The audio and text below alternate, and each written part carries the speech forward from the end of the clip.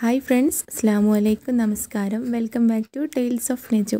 ഇത് സിമ്പിൾ ആയിട്ടുള്ള പഴം കൊണ്ട് ഉണ്ടാക്കാൻ പറ്റിയിട്ടുള്ള ഒരു 4 മണി പലഹാരത്തിന്റെ റെസിപ്പിയുമായിട്ടാണ് വന്നിട്ടുള്ളത്. നമുക്ക് ഒരു 5 മിനിറ്റ് കൊണ്ട് തന്നെ പെട്ടെന്ന് തയ്യാറാക്കാൻ പറ്റിയുള്ള നല്ല അടിപൊളിയായിട്ടുള്ള ഒരു സ്നാക്കാണ്. പഴം തൊലി കളയാതെ ഇങ്ങനെ ചെയ്തു നോക്കൂ. നല്ല അടിപൊളിയായിട്ടുള്ള ഈവനിംഗ് സ്നാക്കാണ്.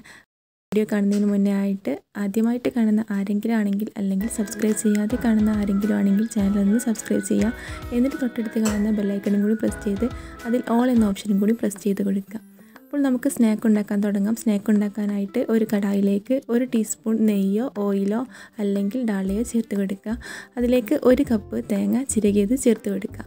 എന്നിട്ട് നന്നായിട്ടൊന്ന് ഇളക്കി കൊടുക്കുക. ഇത് ജസ്റ്റ് ഒന്ന് വറുത്തെടുക്കണം. കളറൊന്നും മാറിക്കിട്ടേണ്ട ആവശ്യമില്ല. ഇതൊന്ന് ഡ്രൈ ആയി വരുമ്പോൾ ഇതിലേക്ക് നമുക്ക് പഞ്ചസാര ചേർത്ത് കൊടുക്കണം. ഒരു 1/2 കപ്പ് പഞ്ചസാരയാണ് ചേർത്ത് കൊടുക്കുന്നത്. മധുരം ആവശ്യത്തിനനുസരിച്ച് ചേർത്ത് കൊടുക്കാം. അധികം മധുരം വേണമെങ്കിൽ കുറച്ചുകൂടെ കൂട്ടാം. ഇനി കുറച്ച് മധുരം വേണമെങ്കിൽ കുറയ്ക്കുകയും ചെയ്യാം. പിന്നെ ഇതിലേക്കൊരു ഫ്ലേവറിന് വേണ്ടിയിട്ട് 2-3 ഏലക്കായുടെ സീഡ് മാത്രം, അതായത് കുരു മാത്രം ഒന്ന് ചതച്ചിട്ട് ഇട്ട് കൊടുക്കുന്നുണ്ട്. എന്നിട്ട് ഈ പഞ്ചസാരയും ഏലക്കായൊക്കെ നന്നായിട്ട് തേങ്ങയിലൊന്ന് മിക്സായി കിട്ടിയിട്ട് അതുവരെ ഒന്ന് ഫ്ലെയിം ലോയിലാക്കിയിട്ട് വേവിച്ചെടുക്കാം. പിന്നെ ഈ ഒരു മിക്സിലേക്ക് നമുക്ക് ഡ്രൈ ഫ്രൂട്ട്സ് ചേർത്ത് കൊടുക്കാം. ഉണക്കമുന്തിരി, ബദാം, കാഷ്യൂ നട്ട്സ് അങ്ങനെയൊക്കെ ചേർത്ത് കൊടുക്കാം. അപ്പോൾ ഞാനിതിലേക്ക് ചേർത്ത് കൊടുക്കുന്നത് അല്പം ഉണക്കമുന്തിരി ഒന്ന് നടുവേ കട്ട് ചെയ്തിട്ട് ഇട്ട് കൊടുക്കുകയാണ്. എന്നിട്ട് വീണ്ടും ഇത് നന്നായിട്ടൊന്ന് മിക്സാക്കി കൊടുക്കുക. ഈ പഞ്ചസാരയൊക്കെ ഒന്ന് മെൽറ്റായി കിട്ടിയാൽ മതി. അതുവരെ ഒന്ന് മിക്സാക്കിയാൽ മതി. അപ്പോൾ ഇത്രയേ ഉള്ളൂ കേട്ടോ. ഈ സിമ്പിളായിട്ടുള്ള ഫില്ലിങ് റെഡി ആയിട്ടുണ്ട്. ഇനി നമുക്ക് വേണ്ടത് 2 പഴമാണ് എടുത്തിട്ടുള്ളത്. 2 പഴത്തിലേക്കുള്ള ഫില്ലിങ്ങാണ് ഇപ്പോൾ ഉണ്ടാക്കിയെടുത്തിട്ടുള്ളത്.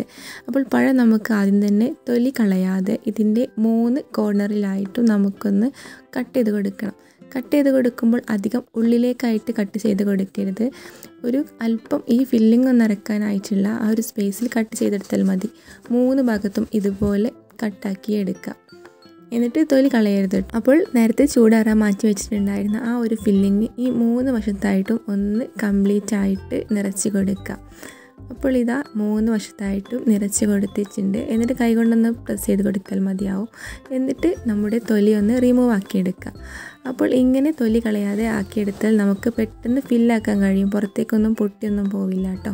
പിന്നെ ഇതിലേക്കൊരു ബാറ്റർ ഉണ്ടാക്കിയെടുക്കണം. ഇതിന് വേണ്ടിയിട്ട് 3/4 കപ്പ് മൈദയും അല്പം ഉപ്പും 1 ടീസ്പൂൺ പഞ്ചസാരയും ചേർത്ത് കൊടുത്തിട്ടുണ്ട്. ഇനി ഇതിലേക്ക് ആവശ്യത്തിനുള്ള വെള്ളം കൂടെ ചേർത്ത് കൊടുക്കുക.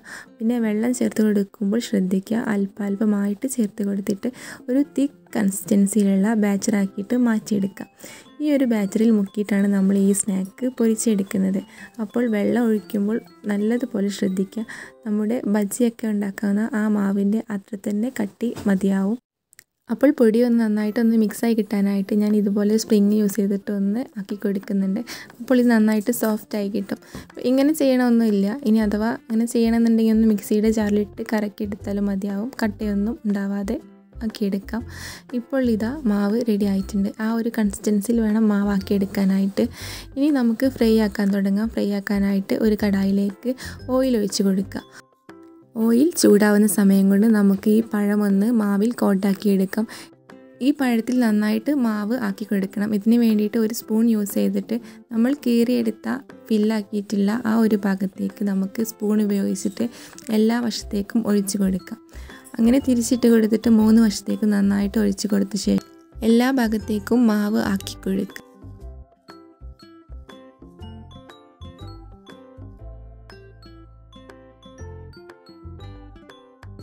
ആ ഒരു സമയം കൊണ്ട് ഓയിൽ നന്നായിട്ട് ചൂടായിട്ടുണ്ട്. ഓയിൽ ചൂടായി നമ്മൾ പഴം ഇടുന്ന സമയത്ത് ഫ്ലെയിം മീഡിയത്തിലാക്കി കൊടുക്കുക. എന്നിട്ട് പഴം ഇതിലേക്ക് ഇട്ട് കൊടുക്കുക. എന്നിട്ട് എല്ലാ ഭാഗത്തേക്കും ഓയിലാക്കി കൊടുത്തിട്ട് ഫ്രൈ ആക്കി എടുക്കുക. പെട്ടെന്ന് ഫ്രൈ ആയി കിട്ടും കേട്ടോ. ഉള്ളിൽ പഴം ആയതുകൊണ്ട് തന്നെ പുറത്തുള്ള മാവൊന്ന് വെന്ത് കിട്ടിയാൽ മതിയാവും. മീഡിയം ഫ്ലെയിമിലിട്ട് തന്നെ ഇതൊന്ന് കുക്കാക്കി എടുക്കുക. ഗോൾഡൻ ബ്രൗൺ കളറാവുന്ന സമയത്ത് ഇത് എണ്ണയിൽ നിന്നും കോരി മാറ്റാം.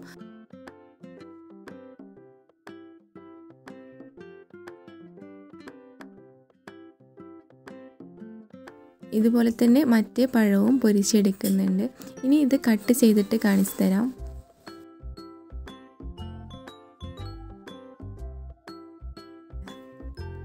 അങ്ങനെ 2 പഴവും റെഡി ആയിട്ടുണ്ട്. ഇനി ഇത് 3 ആക്കിയിട്ടൊന്ന് കട്ടാക്കി എടുക്കുക.